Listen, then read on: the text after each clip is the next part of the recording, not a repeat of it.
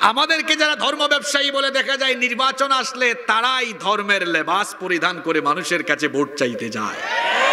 আমাদেরকে যারা ধর্ম ব্যবসায়ী বলে তারা দেখা যায় ইলেকশনের সিজনে পাঞ্জাবি টুপি আর মাঝে মাঝে বুরখা পর্দা নিকাব পরিধান করে। আমাদেরকে যারা ধর্ম ব্যবসায়ী বলে তারা ইলেকশনের সিজনে মাহফিলে হুজুরের আশেপাশে এসে বসে, আর ক্ষমতায় চলে গেলে মাহফিলকে কিভাবে নষ্ট করা যায় সেটার তারা অপচেষ্টা করে। সম্মানিত রাজশাহীবাসী, এখানে আল্লাহর সাথে বান্দার ঈমানের সম্পর্ককে ব্যবসায়িক কেনাবেচা বলে উল্লেখ করা হয়েছে এবং বলা হচ্ছে যে বান্দা তার জান এবং মালকে আল্লাহর কাছে যদি বিক্রি করে, আল্লাহ এটা কিনবেন, আল্লাহ কেনার বিনিময়ে, জানমালের বিনিময়ে আল্লাহ বান্দাকে জান্নাত দান করে দিবেন। বলেন, বিনিময় হিসাবে জান্নাতের চাইতে আর উত্তম কোনো বিনিময় আছে? উত্তম কোনো বিনিময় আছে? রব্বুল আলামিন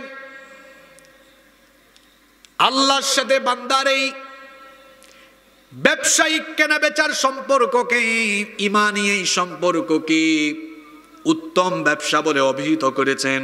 কোরআনে কারীমের 61 নম্বর সূরা সূরাতুস সাফের 10 নম্বর আয়াত থেকে আল্লাহ তাআলা বলছেন, ইয়া আইয়ুহাল্লাযীনা আমানু হাল আদুল্লুকুম আলা তিজারাতিন তুনজিকুম মিন আযাবিন আলীম।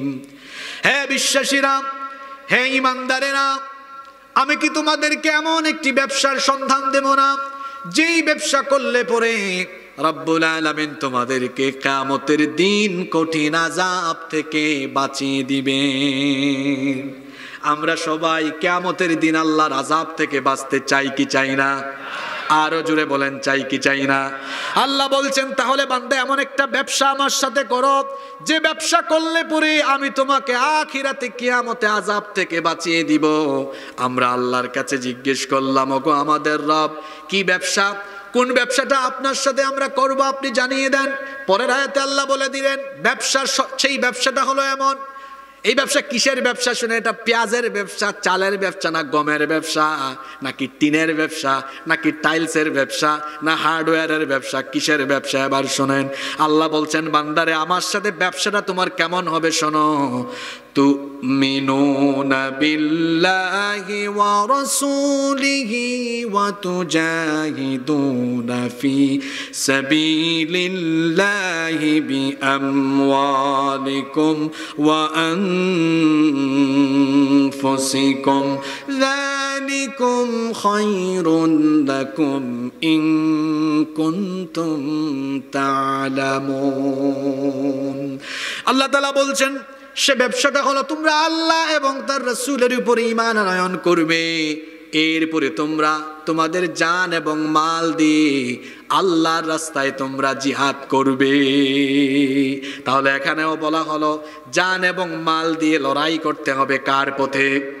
এটাই হলো উত্তম ব্যবসা। আল্লাহ বলছেন, যদি বান্দা তুমি বুঝতে পারো এই ব্যবসা যদি তুমি করতে পারো, তোমার জান এবং মাল যদি তুমি আল্লাহর রাহে বিলীন করে দিয়ে তুমি যদি আল্লাহর সাথে ব্যবসা করতে পারো, আল্লাহ পরের আয়াতগুলোতে বলছেন, তাহলে বান্দা আমি তোমাকে পুরস্কার দিব মোট 3টা। জোরে বলেন কয়টা? আরো জোরে বলেন কয়টা? 3টা পুরস্কার আল্লাহ দিবেন। কি সেই 3টা পুরস্কার? আল্লাহ বলছেন, يغفر لكم ذنوبكم ويدخلكم جنات تجري من تحتها الأنهار ومساكن طيبة في جنات عدن ذلك الفوز العظيم وأخرى تحبونها نصر من الله وفتح قريب وبشر المؤمنين। আল্লাহ তাআলা বলছেন, তুমি যদি আমার সাথে ব্যবসা করতে পারো, 1 নাম্বার পুরস্কার হলো বান্দা ইয়াগফির লাকুম যুনুবাকুম, তোমার যত গুনাহ আছে সকল গুনাহ আমি মাফ করে দিব। মনোযোগ আছে না চলে গেছে? কথাগুলো হচ্ছে কার? এক নাম্বার, তোমার সব গুনাহ আমি মাফ করে দিব। দুই নাম্বার হলো, বান্দারে তোমাকে এমন জান্নাতে আমি প্রবেশ করাবো যে জান্নাতের তলদেশ দিয়ে ঝরনা ধারা বহমান হয়েছে, আমি তোমাকে চিরস্থায়ী বসবাসের উত্তম নিবাস হিসাবে সেই জান্নাতে ঢুকাবো।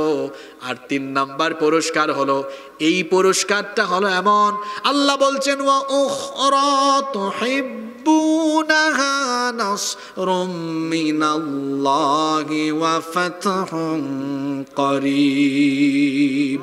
আল্লাহু আকবার। সেটা হলো তোমরা যেটা চাও, আল্লাহর সাহায্য এবং কোরআনের বিজয়, ইসলামের বিজয়, এটা আপনারা চান কি চান না?